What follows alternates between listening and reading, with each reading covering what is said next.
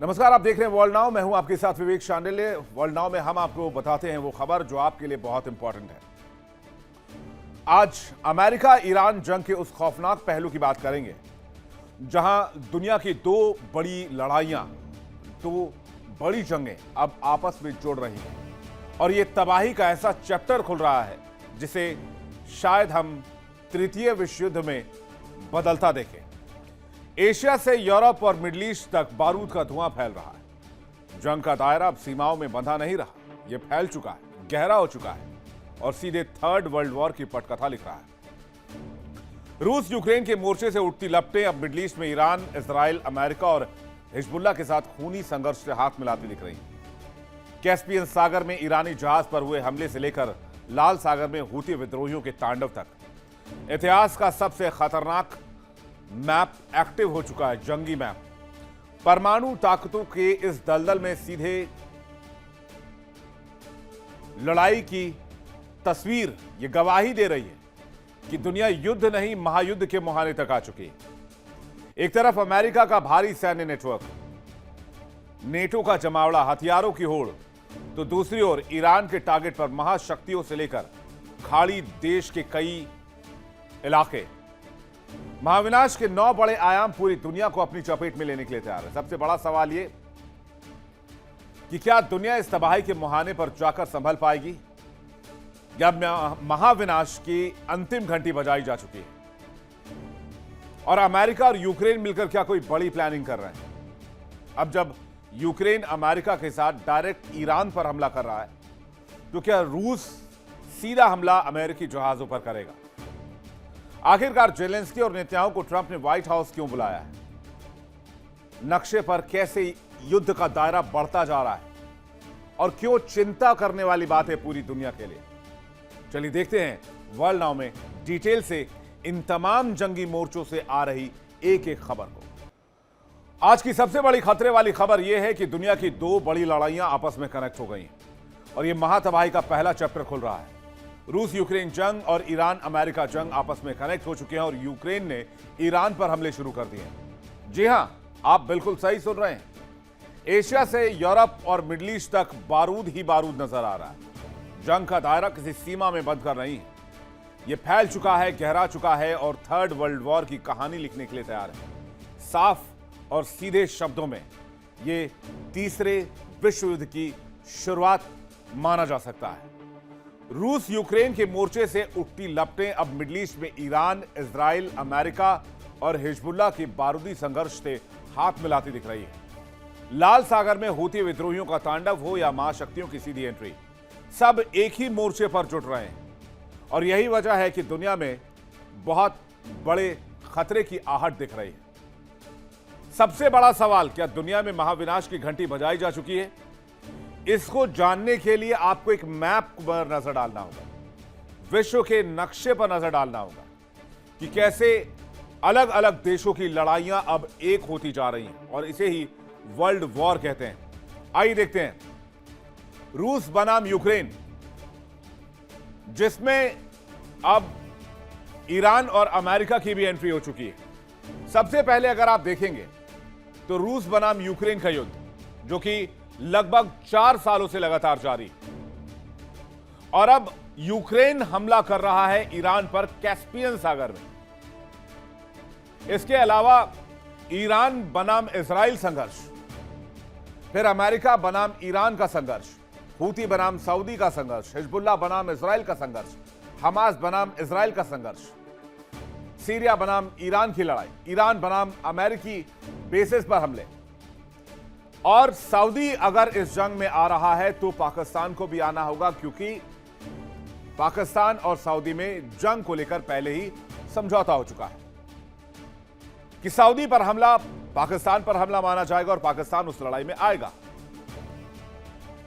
जो लड़ाई अलग अलग मोर्चों पर चल रही थी वो लड़ाई अब कनेक्ट हो रही है। खबर है कि यूक्रेन ने ईरान के जहाजों को निशाना बनाया, जिसके बाद ईरान इस लड़ाई में डायरेक्ट एंट्री ले चुका है। यानी पूर्वी यूरोप से मिडिल ईस्ट और एशिया की सीमाओं तक सिर्फ बारूद ही बारूद। ये 9 तस्वीरें आपके टेलीविजन स्क्रीन पर हैं, जिससे आप समझ पाएंगे कि कहानी क्या चल रही है। अब रूस यूक्रेन की लड़ाई में ईरान को घसीटना, ईरान और अमेरिका की लड़ाई में चाइना और रशिया को घसीटना, सऊदी और हूती की लड़ाई में पाकिस्तान का आना, हमास और इजराइल की लड़ाई में ईरान का आना, लाल सागर में हूती और सऊदी की लड़ाई, सीरिया और खाड़ी में अमेरिकी ठिकानों पर हमले, पाकिस्तान और अफगानिस्तान की लड़ाई। ये जंग के अलग अलग मोर्चे नहीं हैं, ये सारे एक दूसरे से कनेक्ट होते जा रहे हैं और यही विश्व युद्ध का आगाज है। ये तस्वीरें बताने के लिए काफी हैं कि कैसे दुनिया धीरे धीरे सही विश्व युद्ध के दायरे में जा रही है। अभी तक दुनिया के दो फ्रंट पे बहुत खतरनाक युद्ध चल रहा था। पहला फ्रंट खुला रशिया बनाम यूक्रेन का और दूसरा फ्रंट खुला अमेरिका वर्सेस ईरान का, जिसमें अमेरिका के साथ इजराइल भी था। लेकिन आलम यह है कि दोनों जंगी मोर्चे आपस में जुड़ गए। कैस्पियन सागर में ईरानी जहाज पर यूक्रेन ने हमला कर दिया।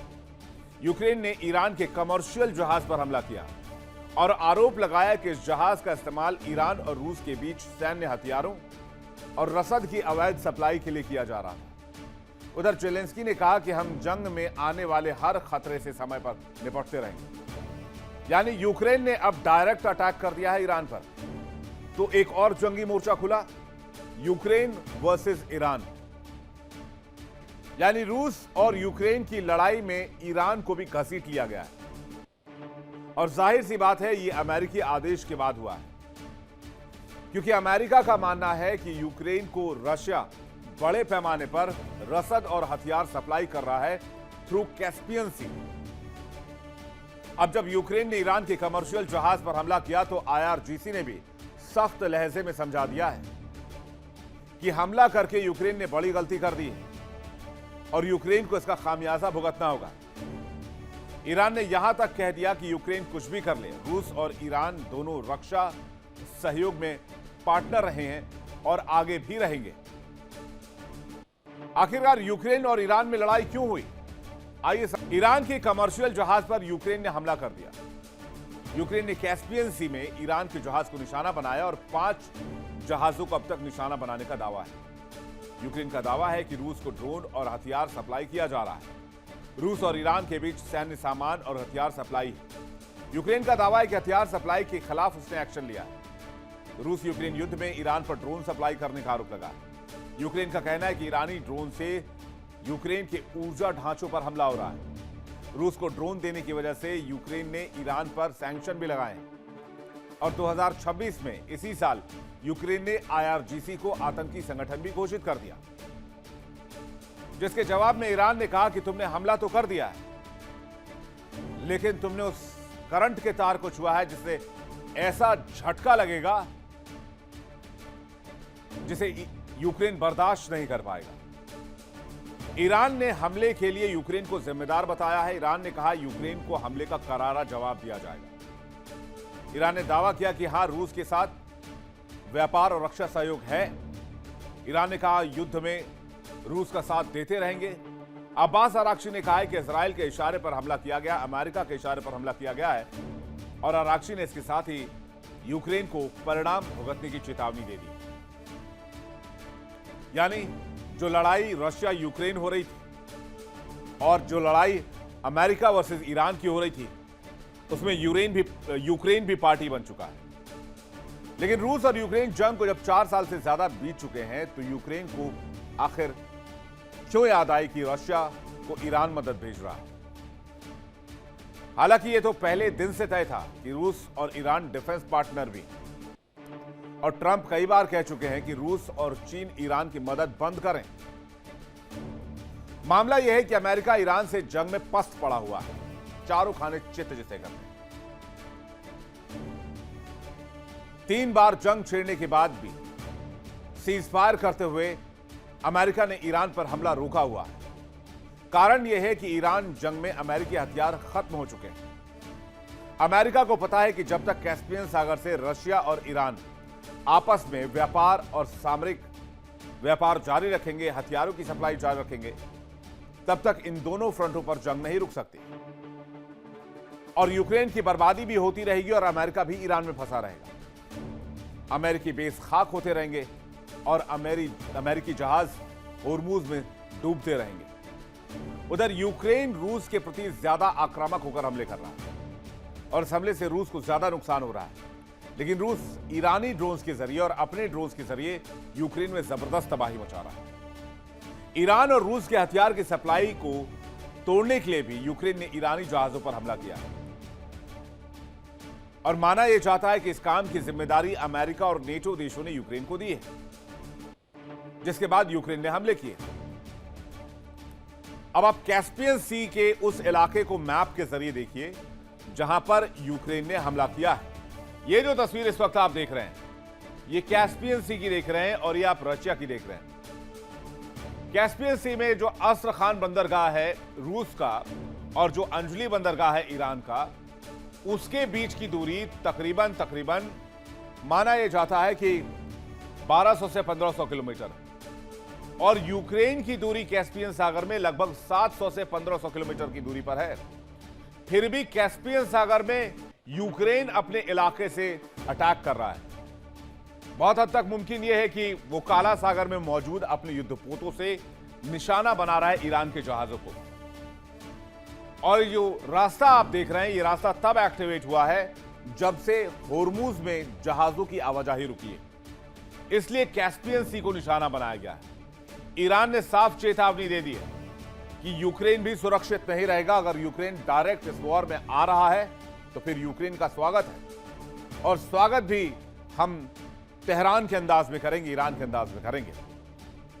कैस्पियन सागर के पार रूस के दक्षिणी तट और ईरान के उत्तरी तट के बीच सीधी जल दूरी लगभग 600 से 700 किलोमीटर, जबकि उत्तर से दक्षिण तक की इस पूरे सागर की कुल लंबाई 1000 से 1200 किलोमीटर के बीच है।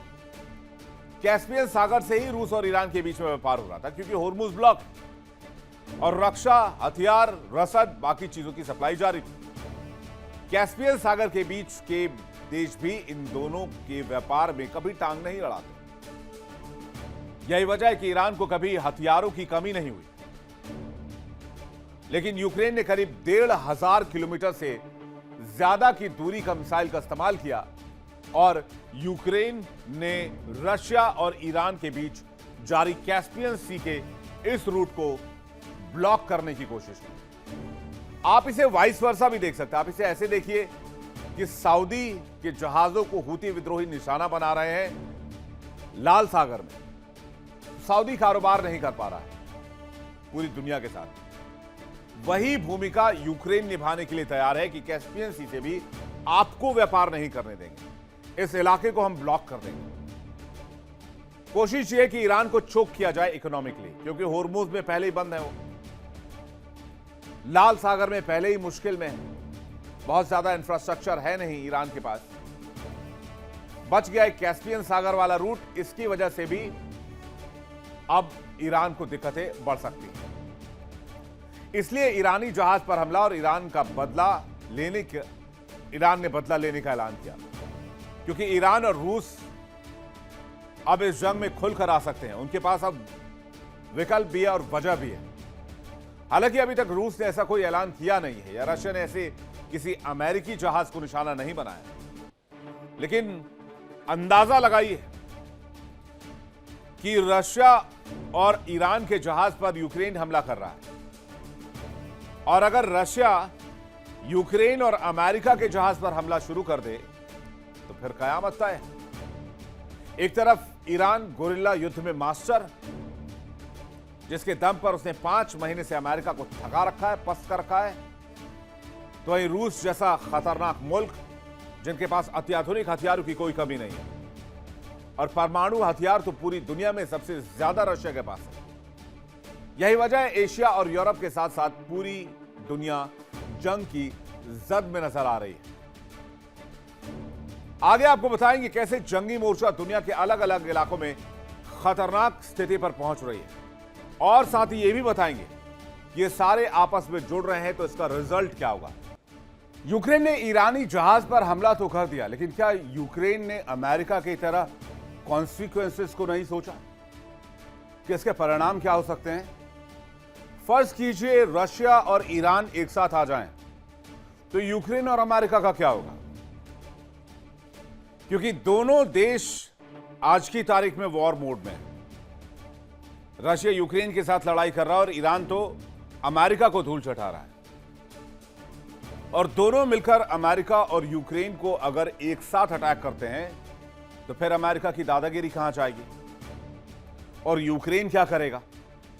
पुतिन ने साफ कह दिया है कि जब तक चीन, रूस, ईरान और उत्तर कोरिया विश्व के नक्शे पर हैं, तब तक दुनिया का चौधरी ना समझे अमेरिका अपने आप या कोई भी। तो मामला यह भी है कि रूस यूक्रेन पर न्यूक्लियर अटैक करने जा रहा था, लेकिन समय पर चीन और भारत दोनों ने रूस को समझाया कि अभी इस तरह के फैसले लेने का वक्त नहीं है। साफ कहें तो पुतिन के गुस्से को ज्यादा समय तक संभाल पाना ठीक नहीं है। और ऐसे में यूक्रेन के इस हमले ने जो ईरानी जहाज पर हुए हैं, उसने आग में घी डालने का काम किया। अगर रूस ईरान साथ आ गए, जो कि अभी पर्दे के पीछे से चल रहे हैं, रशिया खुलकर सामने आता है, तो यूरोप से लेकर अमेरिका तक कई देश युद्ध की जद में आ जाएंगे। पूरा नेटो इसमें आएगा। जंगी दायरा पूरी दुनिया में फैल जाएगा। शायद ही कोई देश इससे अछूता बचे। डायरेक्ट और इनडायरेक्ट तो पूरी दुनिया प्रभावित होगी, लेकिन डायरेक्ट एंट्री किसके किसके साथ हो सकती है? अमेरिका और रूस, दो पक्ष आप रख लीजिए।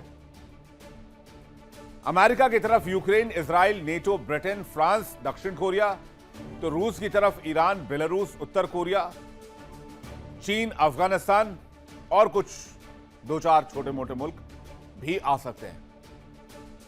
यानी जंग के दो फ्रंट बन जाएंगे। इसमें अभी क्या फ्रंट बना हुआ है, एक बार फिर से ग्राफिक्स लेकर आइएगा। PCR, thank you. अगर आप इस चार्ट को देखेंगे तो इसमें America, Ukraine, Israel, NATO, Britain अभी तक जंग में हैं, जो कि डायरेक्ट और इनडायरेक्ट इस लड़ाई में कूद चुके हैं। रूस की तरफ आप देखेंगे तो रूस वॉर में है, ईरान वॉर में है, बेलारूस वॉर में है, चीन भी पर्दे के पीछे से इनडायरेक्टली वॉर में है, अफगानिस्तान वॉर में है।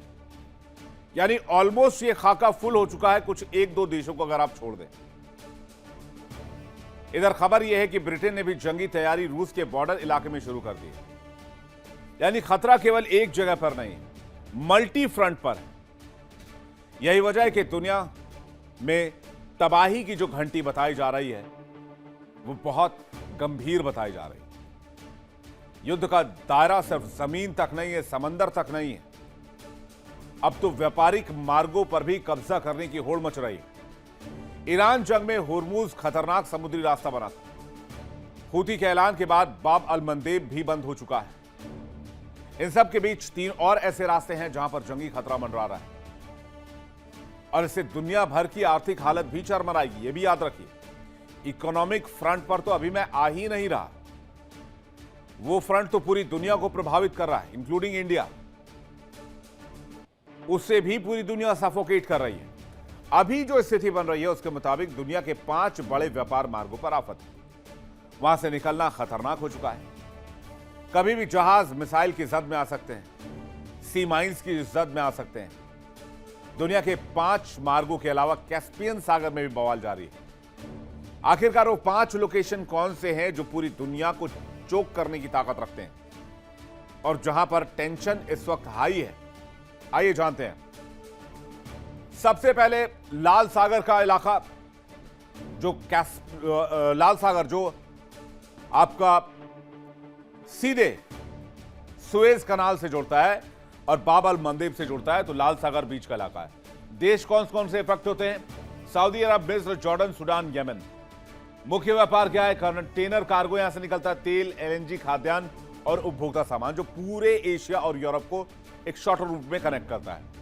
फिर आ जाइए मंदेब स्ट्रीट, जहां पर यमन, जिबूती, इरिट्रिया, सऊदी और यूएई जैसे देश मौजूद हैं। क्या क्या पास होता है यहां से? खाड़ी का तेल, एलएनजी, एशिया यूरोप के कंटेनर्स, खाद्यान्न और बहुत सारे व्यापारिक सामान। अब आ जाइए तीसरे लोकेशन पर, होर्मुज, जिसको आप भली भांति जानते हैं। Iran, UAE, Saudi, Kuwait, Qatar, Iraq, ये सब इस लोकेशन में मौजूद हैं। और ये कच्चे तेल, एलएनजी और पेट्रोकेमिकल्स का एक तरह से हब था, जो बहुत समय से बंद है। अब आ जाइए काला सागर, जो यूक्रेन के पास है।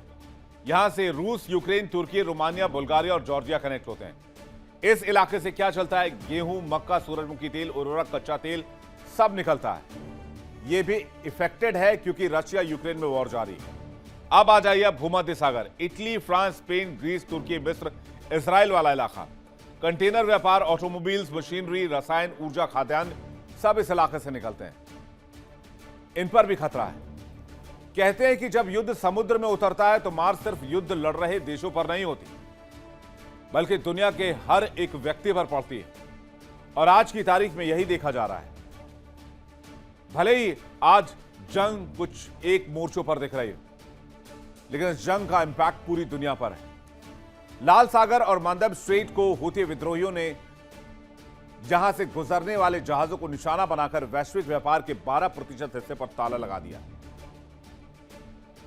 8 से 10 जहाज इस इलाके में डुबाए जा चुके हैं।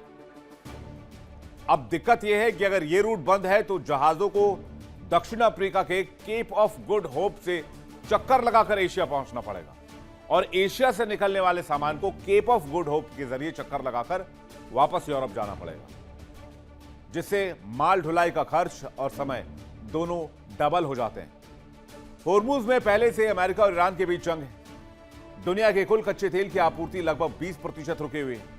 काला सागर और भूमध्य सागर में रूस और यूक्रेन जंग की वजह से अनाज और फर्टिलाइजर्स की सप्लाई बाधित हो गई है। यानी खाने के प्लेट पर भी संकट है, जिसने खास करके अफ्रीका और एशियाई देशों को प्रभावित किया है। यानी अभी तक जो स्थिति है उसके हिसाब से दुनिया एक वर्ल्ड वॉर की कगार पर है, या यूं कहें वर्ल्ड वॉर की शुरुआत हो चुकी है। अब इस लड़ाई का दायरा बढ़ेगा, इसमें यूरोप आएगा, नेटो आएगा। सोचिए विनाश का दायरा कितना बढ़ जाएगा। इसमें रशिया आएगा, इसमें चाइना की भी एंट्री रहेगी, लेकिन इनडायरेक्ट, क्योंकि चाइना डायरेक्ट कोई वॉर नहीं लड़ेगा और अपने आप को किसी जंग का हिस्सा नहीं बनाएगा। मिडिल ईस्ट के सारे देश आएंगे। सऊदी ऑलरेडी आ चुके हैं। सऊदी आ चुका है तो पाकिस्तान को भी आना होगा। डिफेंस पैक्ट है इनका। अब यह बात है, पाकिस्तानियों को दलाली के अलावा कुछ नहीं आता, वो जंग तो क्या ही लड़ेंगे। लेकिन जब ईरान को यूक्रेन ने अटैक कर दिया है तो क्या ईरान खामोश रहेगा? ईरानी मिसाइलें यूरोप पर गिरेंगी, यूक्रेन पर गिरेंगी, जिसके बाद महा तबाही का साया दिखेगा। और यकीन मानिए बर्बादी का अंदाजा नहीं लगाया जा सकता, जिसकी कल्पना तक इस दुनिया ने नहीं की होगी। उधर ईरान ने पहले ही अपने दुश्मनों की लिस्ट जारी कर रखी है। ईरान के मुख्य टारगेट में अमेरिका, इजराइल, ब्रिटेन तो शामिल है ही, लेकिन अब ईरान की हिट लिस्ट में यूक्रेन भी आ चुका है। इसके अलावा अमेरिकी सैन्य अड्डों की मेजबानी करने वाले खाड़ी देश भी आ चुके हैं, और यूक्रेन के हमले के बाद कुछ यूरोपीय देश भी निशाने पर हैं। यानी चारों तरफ बर्बादी, बारूद और धुआं, और दुनिया के लिए एक सूर्यास्त जैसा विषय। जंग के बीच ईरान के टारगेट पर कौन कौन से देश आ गए ये भी आप देख लीजिए। सबसे पहले अमेरिका, ईरान के ऊपर सैन्य हमले का आरोप और supreme leader ayatollah Ali Khamenei की हत्या का आरोप सीधे तौर पर अमेरिका के ऊपर है। इसके अलावा अगर आप देखेंगे, इजराइल ईरान का सबसे बड़ा दुश्मन और क्षेत्रीय प्रभुत्व की लड़ाई। ब्रिटेन अमेरिका के सपोर्ट में बॉम्बर्स और सैन्य बेस देने का आरोप। फ्रांस होर्मुज में जंगी जहाज भेजने की वजह से। यूक्रेन ईरानी जहाजों पर हमला करने की वजह से डायरेक्ट वॉर में। खाड़ी देश अमेरिकी बेसेस की वजह से डायरेक्ट इन्वॉल्वमेंट। अब आप मैप उठाकर देखेंगे, नक्शा देखेंगे, ग्लोब देखेंगे तो आपको समझ में आएगा कि लगभग हर एक महाशक्ति, बड़ा मुल्क इस युद्ध के दायरे में गिरता दिख रहा है। यूक्रेन का ईरान पर हमला इस बात के संकेत है कि दुनिया में लड़ाई सिर्फ यूक्रेन, रशिया, अमेरिका, ईरान तक सीमित नहीं रहेगी। यह अब मिडिल ईस्ट से भी बाहर निकलेगा और यूक्रेन से भी बाहर निकलेगा। एशिया के कई बड़े हिस्से को अपने दायरे में ले सकता है, और उधर नेटो जैसे सैन्य समूह को भी अपने दायरे में खींच सकता है। यकीन मानिए ये उस ब्लैक होल की तरह है जहां पर दुनिया की बाकी शक्तियां भी अपने उस लक्ष्य को अचीव करना चाहेंगी जो नापाक मंसूबा उन्होंने दिल में पाल रखा है।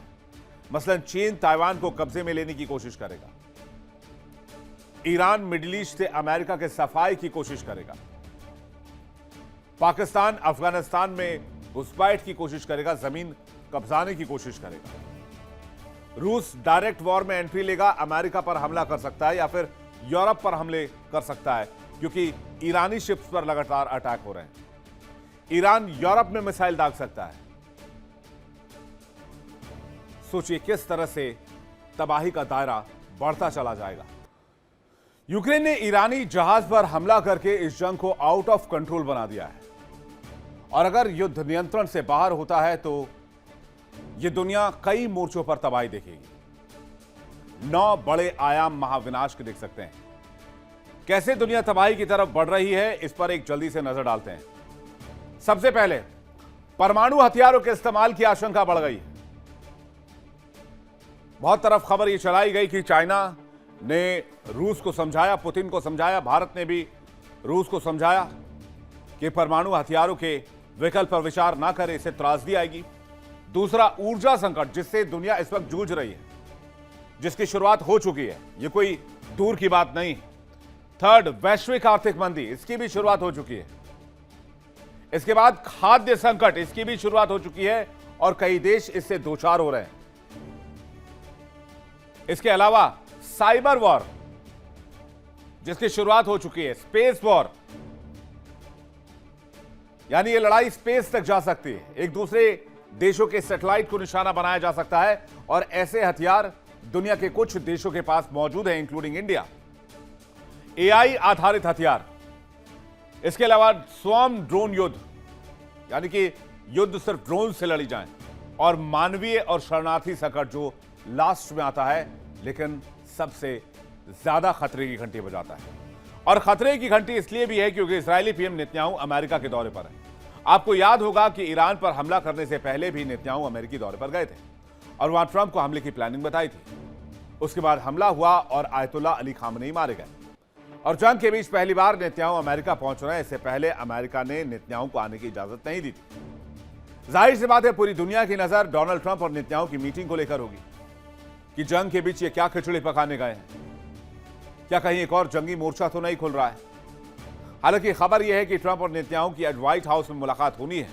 ट्रंप और नेतन्याहू के बीच काफी तनातनी के बाद, बयानबाजी के बाद आज ये मुलाकात संभव बताई जा रही है। तो व्हाइट हाउस में क्या मीटिंग हो सकती है जिसके लिए नेतन्याहू पहुंच रहे हैं? माना यह जा रहा है अमेरिका इस इलाके से निकलने के लिए इजराइल को कॉन्फिडेंस में लेने के लिए कोई बड़ी प्लानिंग कर सकता है। अमेरिका ने कल से ईरान में हमले रोके हुए हैं। अमेरिकी सेना को हमले से पीछे हटने को कहा गया है। इजरायली पीएम इसी बीच नेतन्याहू जो है वो अमेरिका के दौरे पर पहुंच गए हैं। डोनाल्ड ट्रंप और नेतन्याहू की मुलाकात है। व्हाइट हाउस में जेलेंस्की से कल मुलाकात करेंगे डोनाल्ड ट्रंप। तो क्या रशिया और ईरान पर एक साथ कोई बड़ा एक्शन होगा? और रूस और ईरान मिलकर अगर पलटवार करते हैं अमेरिका के ऊपर, फिर क्या होगा? सबसे बड़ी आशंका इसी बात को लेकर है। शक इसलिए भी गहरा रहा है क्योंकि एक और इजरायली पीएम नेतन्याहू और दूसरी ओर यूक्रेनी राष्ट्रपति जेलेंस्की दोनों अमेरिका में हैं और दोनों की ही ट्रंप से मुलाकात होनी है। वहीं दूसरी तरफ ईरान ने जंग में सरेंडर से इनकार किया है और ईरान के हमले लगातार जारी हैं। तो क्या जंग को लेकर कोई बड़ी स्क्रिप्ट लिखी जा रही है या साझा फॉर्मूला बनाया जाएगा जिसे इजराइल, यूक्रेन, नेटो, अमेरिका मिलकर ईरान को निशाने पर लें या ईरान पर हमले की शुरुआत करें, जैसे कि कैस्पियन सी में ईरानी जहाज को अटैक किया गया है। और अगर ईरान का पलटवार यूरोप पर होता है तो क्या नेटो भी जंग में आएगा प्रत्यक्ष तौर पर सामने से? बड़ा सवाल है। वर्ल्ड नाउ में फिलहाल इतना ही, वक्त एक ब्रेक का है, फौरन लौट रहे हैं। देखते रहिए इंडिया डेली 24/7। देखिए इंडिया डेली 24/7 अब आपके स्मार्ट टीवी पर। इंडिया डेली मौजूद है सभी डिजिटल प्लेटफॉर्म पर लाइव और लगातार। इंडिया डेली 24/7 हर दिन राष्ट्र को समर्पित।